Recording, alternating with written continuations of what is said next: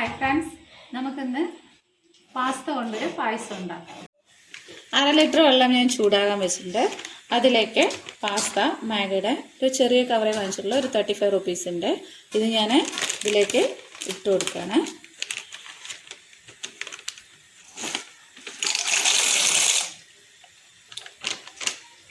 അതിനുശേഷം ഞാൻ ഈ ഒരു മെഷർമെൻറ്റ് കപ്പിൽ 1 കപ്പ് ജവ്വരി ചുടുവെള്ളത്തിലിട്ട് വേവിച്ച് വെച്ചിട്ടുണ്ട്. ഒരുവിധം വെന്തിട്ടുണ്ട്, നന്നായി വീർത്ത് വന്നിട്ടുണ്ട്. ഞാനിതിലേക്ക് ഈ ജവ്വരി ഇടുകയാണ്.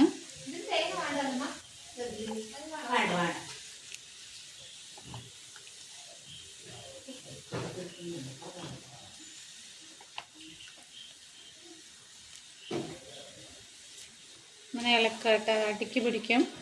അങ്ങനെ ഇളക്കുക.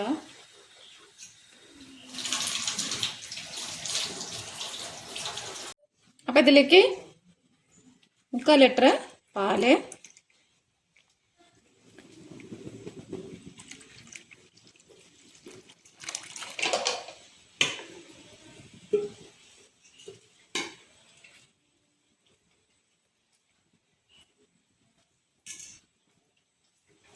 ഇതൊന്നും തിളച്ച് വരട്ടെ. ഒരു 3/4 കപ്പ് പഞ്ചസാര. മധുരം ആവശ്യത്തിനനുസരിച്ച് കൂട്ടുക കുറയ്ക്കുക ചെയ്യാം.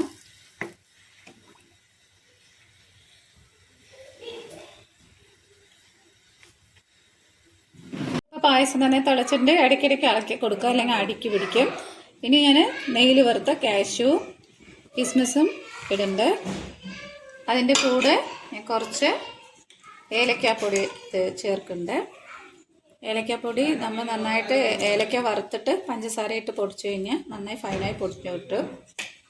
പായസം റെഡി ആയിട്ടുണ്ട്.